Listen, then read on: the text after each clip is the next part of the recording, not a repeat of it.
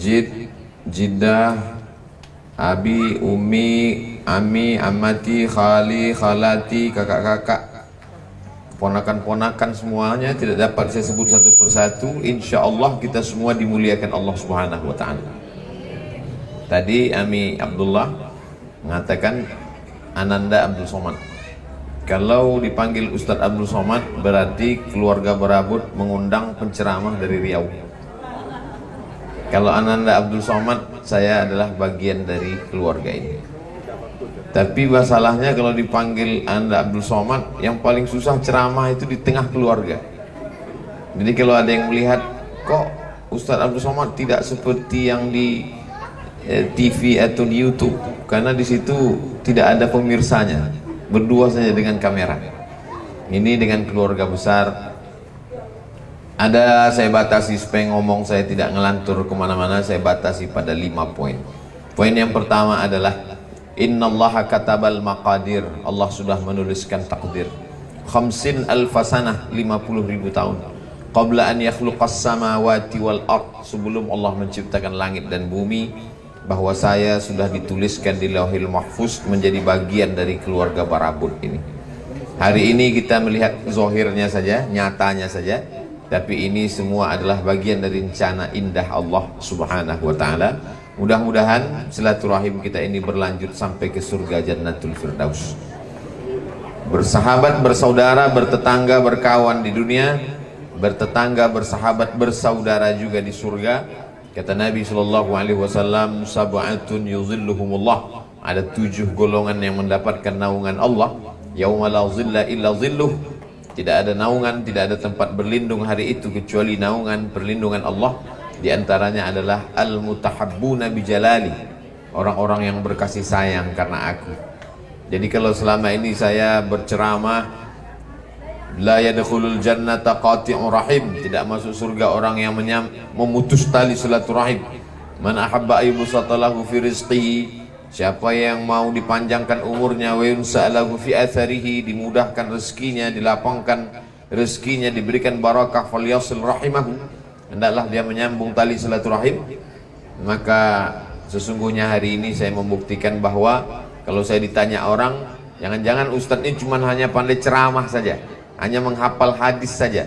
Apakah di tengah keluarga Ustadz menyambung silaturahim? Jadi tidak beban berat bagi saya. Sebab kita kalau hanya sekedar menceramahkan, ngomong saja, dia mental ke dalam hati kita. Apakah kita pernah silaturahim? Hari ini saya benar-benar bersilaturahim, bertemu semuanya. Tadi kata Ami, Ustadz Somad jangan kaget dulu, ini yang hadir baru 10% saja. Andai hadir seluruhnya, Masya Allah, itu kalau pilkada bisa beberapa TPS. Poin yang pertama adalah bahwa ini ajaran Islam yang terus dilaksanakan. Saya dapat cerita bahwa silaturahim keluarga besar Barabut ini dilaksanakan setiap bulan Sya'ban menyambut bulan suci Ramadan. Sudah 2 tahun off karena Covid. Kemarin pada tanggal 28 April kami walimah di Gontor. Semua keluarga tidak bisa berkumpul semuanya. Sebagiannya karena Covid tidak dapat hadir, sebagiannya sudah hadir tapi di pintu tidak bisa masuk karena alasan protokol kesehatan dan lain sebagainya. Jadi pertemuan kita petang ini pertemuan silaturahim, pertemuan mohon maaf, pertemuan yang sebelumnya tidak bisa disatukan karena kendala keadaan, situasi dan kondisi. Akhirnya petang ini diberikan Allah Subhanahu wa Ta'ala kesempatan. Mudah-mudahan kesempatan ini kita manfaatkan untuk saling bertukar cerita, untuk saling berbagi, untuk pada akhirnya saling mendoakan. Karena sesungguhnya doa dari hati yang tulus, ikhlas karena Allah, itulah yang akan membuat kita senantiasa dalam rahmat dan lindungan barokah dari Allah Subhanahu wa Ta'ala. Ini poin yang pertama. Poin yang kedua adalah bagaimana Nabi Muhammad SAW menyambung silaturahim walaupun tidak saudara kandung. Kita tahu Nabi tidak punya saudara kandung, anak tunggal semata wayang. Suatu ketika Nabi sedang duduk-duduk, tiba-tiba dia bentangkan kainnya di atas pasir. Tidak lama setelah itu datang seorang perempuan duduk di atas kain itu. Sahabat heran semuanya. Siapa ini ya Rasulullah? Rasul mengatakan ini adalah Syaima. Syaima dengan Nabi Muhammad SAW sama-sama menyusu kepada Halimatus Sa'diyah, ibu susuan Nabi SAW. Dalam Islam diajarkan orang yang menyusu, walaupun tidak ada hubungan nasab, tidak ada hubungan darah, tapi kalau dia di bawah 2 tahun menyusu 5 radha'atin, 5 kali susuan, maka dia sudah dianggap sebagai bersaudara. Nabi SAW tidak punya saudara kandung, tapi dia punya saudara susuan. Dengan saudara sesusuan pun begitu Nabi memuliakan, apalagi seandainya ada saudara kandung Nabi Muhammad SAW. Kemudian ketika Nabi suatu ketika meminta dimasakkan makanan, setelah itu beliau bagi-bagikan ke beberapa perempuan. Sahabat bertanya, siapa perempuan itu ya Rasulullah? Itu adalah sahabat-sahabat Khadijatul Kubra. Setelah Khadijah meninggal, Nabi tetap mengajarkan menyambung tali silaturahim. Lalu kemudian apa kata Sayyidina Abu Bakar Siddiq? An asila ila qarabati Rasulillah sallallahu alaihi wasallam ahabbu ilayya min an asila ila qarabati. Menyambung silaturahim dengan kerabat Rasulullah sallallahu alaihi wasallam lebih aku utamakan, lebih aku kedepankan daripada menyambung silaturahim dengan keluarga aku sendiri. Jadi sebenarnya kita petang ini sedang menyambung tali silaturahim yang mungkin terputus karena situasi dan kondisi, karena keadaan, karena jarak. Dan hari ini petang ini kita sambung lagi. Yang retak kita rekatkan, yang patah kita sambung, yang jauh kita dekatkan. Ini semua adalah bagian dari sunnah Rasulullah Sallallahu Alaihi Wasallam. Makanya yang tidak ada di dalam agama lain adalah diantaranya nasab. Nabi mengajarkan nasabnya itu dia hafal. Muhammad Sallallahu Alaihi Wasallam, anak Abdullah, anak Abdul Muttalib, anak Hashim, anak Abdi Manaf, anak Qusay, keturunan Adnan, keturunan Ismail, anak kandung Ibrahim alaihissalam. Itu menunjukkan bahwa nasab sesuatu yang penting dalam Islam. Karena kalau orang kehilangan nasab, maka hilanglah jati dirinya. Jadi apa yang sedang kita ajarkan kepada anak-anak kita petang ini, sesungguhnya untuk mengajarkan mereka bertutur kata. Ini adalah levelnya di atas jid. Saya perhatikan sendiri, oh ini levelnya jid, cium tangan. Ini ammi, selevel orang tua kita, cium tangan. Ini adalah saudara selevel dengan kita. Ini kemudian adalah bawah kita, keponakan-keponakan kita.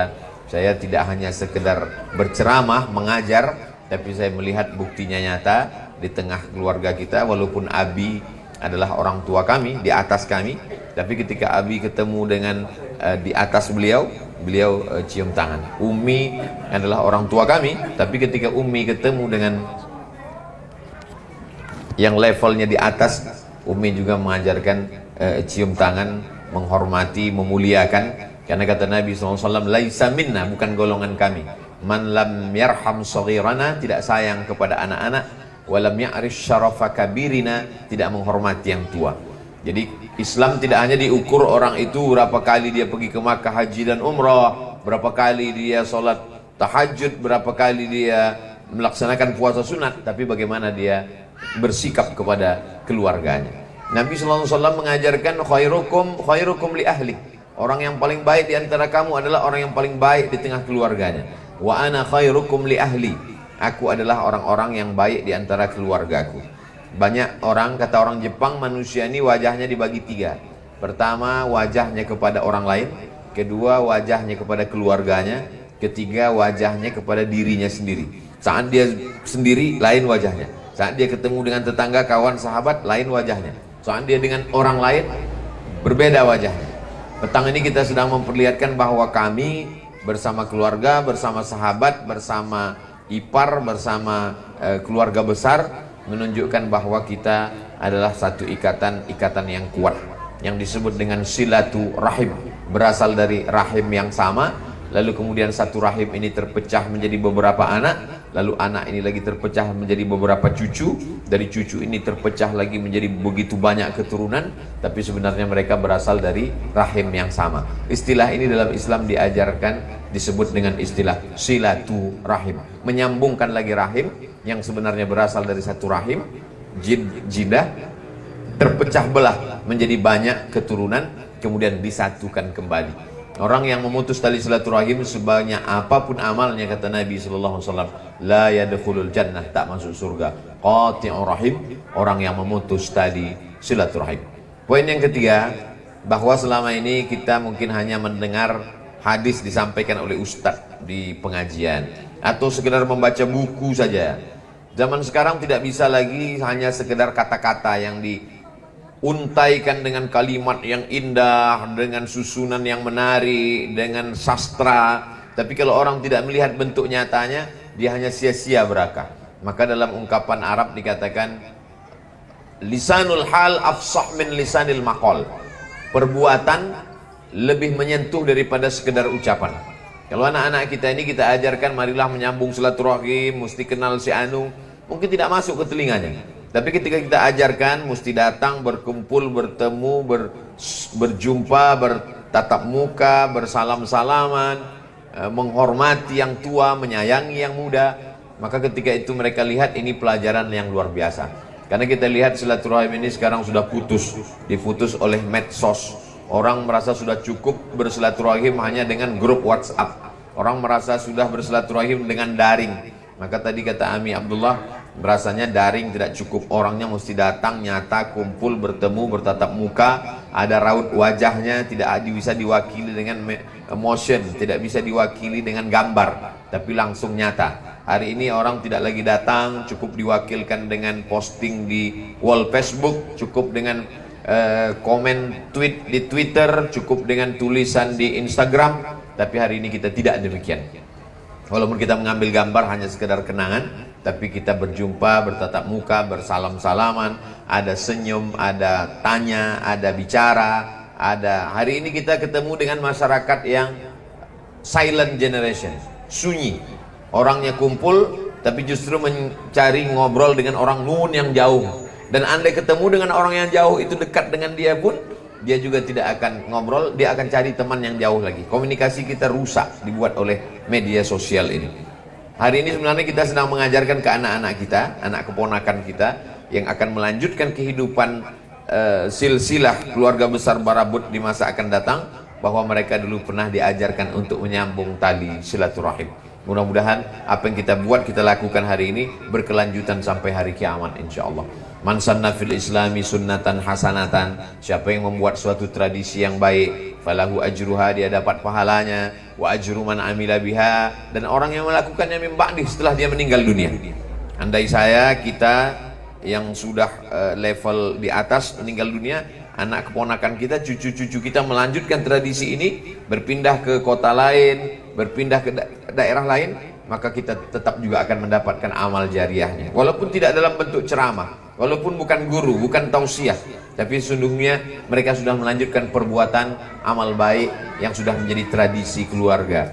Bisa bertemu setiap setahun sekali, alhamdulillah. Andai tidak bertemu dalam setahun sekali, ada momen halal bihalal, ada momen akikah, ada momen walimah, ada momen khitan, ada momen maulidur rasul, dan momen-momen yang lain. Sebenarnya di dalam itu hanya bungkusnya saja, dibungkus dalam pertemuan satu Muharram, ada namanya nuzul Quran, ada namanya Isra Mi'raj, ada namanya Maulid Nabi, tapi sebenarnya isi substansi makna yang terkandung di dalamnya adalah silaturahim. Poin yang keempat, bahwa manusia tidak lepas dari silap dan salah. Banyak orang mengaku salah tapi diungkapkannya permohonan maafnya menunggu Idul Fitri. Dalam Islam tidak diajarkan bahwa kita minta maaf menunggu momen. Karena Nabi SAW pernah naik ke atas mimbar, Nabi berkata, man kuntu jalattu lahu zahran fahadha zahri. Siapa yang pernah aku cambuk pundaknya, saat aku mencambuk kuda, lalu ujung cambuk itu kena ke pundaknya, fahadha zahri, inilah pundakku, silakan balas, kata Nabi.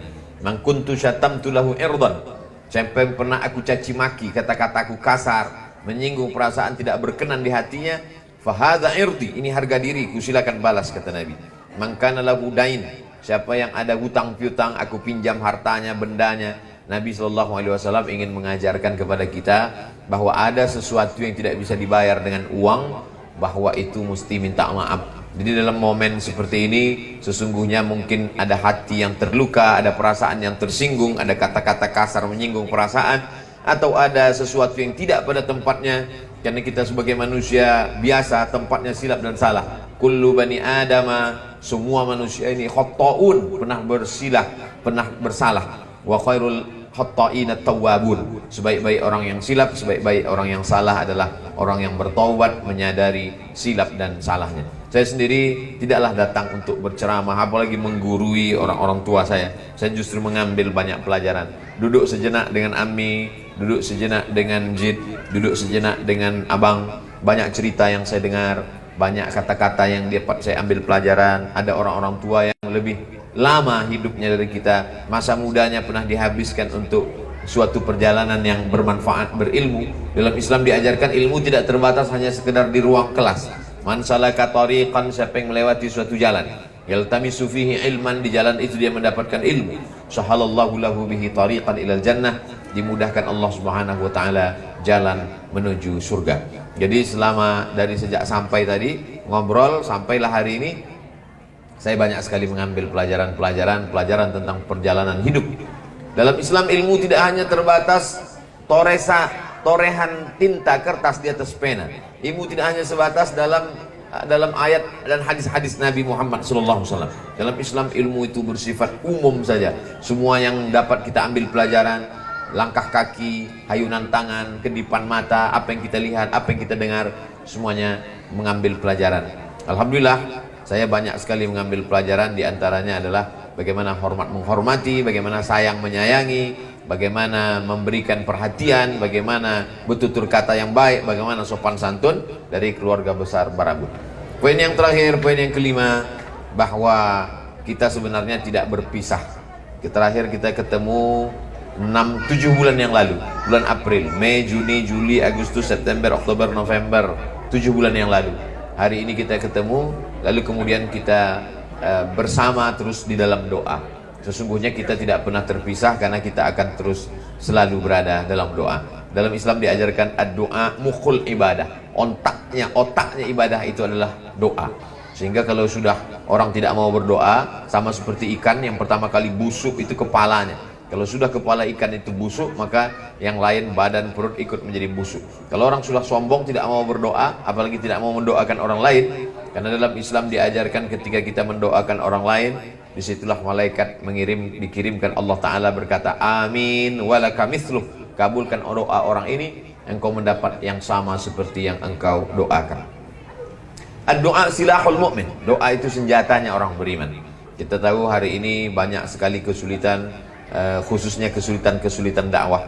Maka saya meminta kepada keluarga, walaupun kita mungkin berpisah setelah acara, maka jangan lupa tetap doakan orang-orang tua kita, doakan Ammi, doakan Ammati, Khalah, Khalati, doakan Abdul Somad, Al-Faqir. Mudah-mudahan senantiasa istiqomah iman dan Islam, senantiasa dalam ridha Allah Subhanahu wa taala.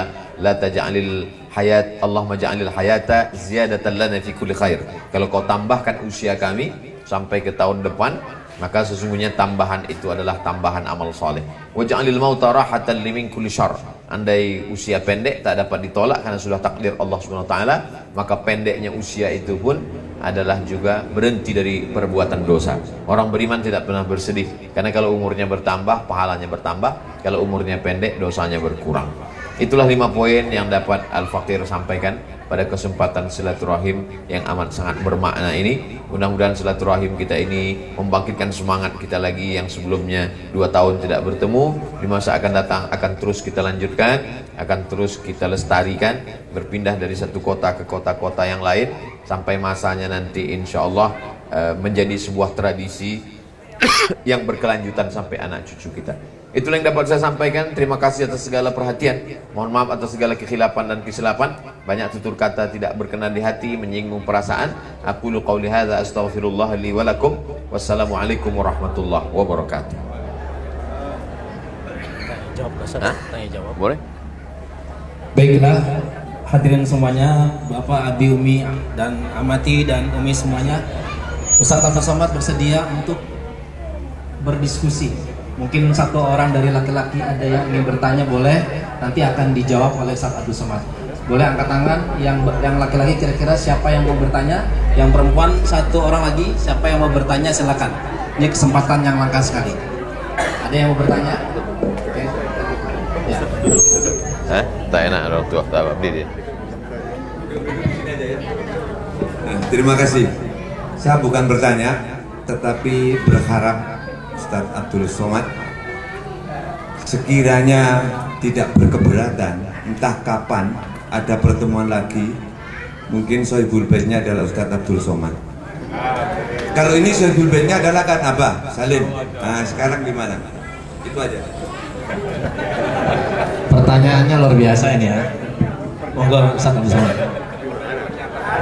Dari Ami Abdullah, insya Allah silaturahim ini terus kita lanjutkan. Kalau biasanya setiap bulan Sya'ban menyambut bulan suci Ramadan, Maulidul Rasul Sallallahu Alaihi Wasallam, mengambil barokah Maulid, kita lanjutkan mungkin Jombang, setelah itu kota-kota lain keliling, nanti ke Pekanbaru Riau menyambut silaturahim. Panjang umur, sehat badan, Allah berikan kesehatan zahir dan batin insya Allah. Ini menjadi doa kita bersama, menjadi semangat kita bersama untuk terus menyambung silaturahim.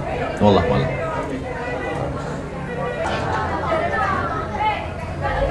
Alhamdulillah, saya mengucapkan terima kasih kepada Ustadz Somad yang telah mengingatkan kita untuk silaturahmi sehingga kita bisa berkumpul kembali karena sudah 2 tahun ini kita vakum.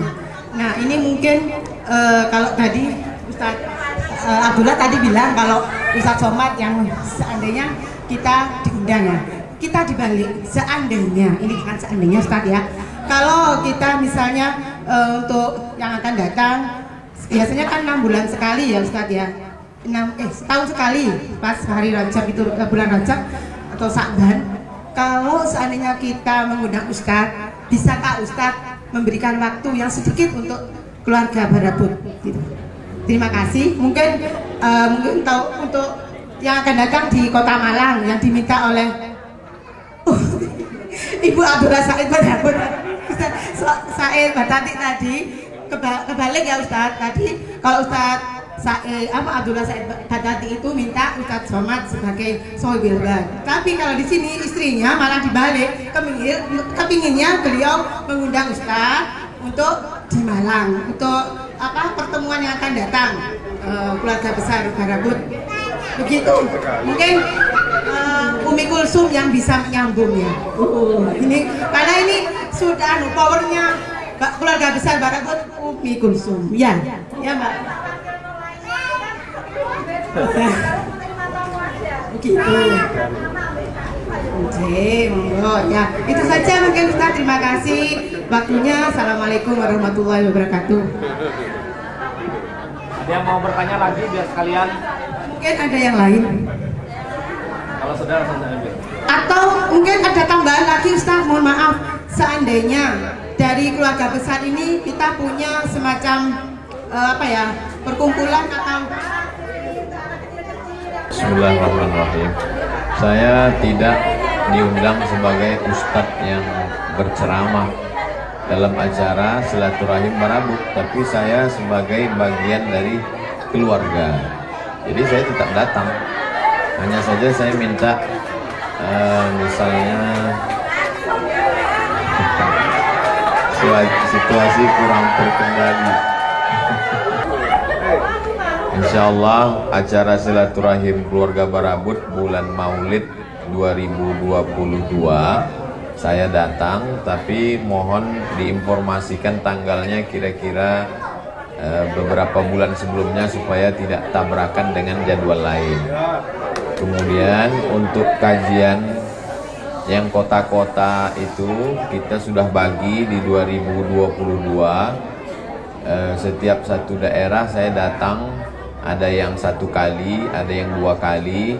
Misalnya ke Madura misal, berarti kan sudah ada tanggalnya. Tahun 2022 saya ke Madura tanggal sekian sampai tanggal sekian. Nah, jadi nanti koordinasi dengan Ustadz Endri, beliau yang catatkan, berarti tanggal sekian gitu. Misalnya ke Semarang, di Semarang itu saya tahun 2022 bulan sekian tanggal sekian. Nah, jadi koordinasi dengan Ustadz Endri, jadi saya bisa datang ke tempat tersebut insya Allah. Insya Allah, amin ya rabbal alamin.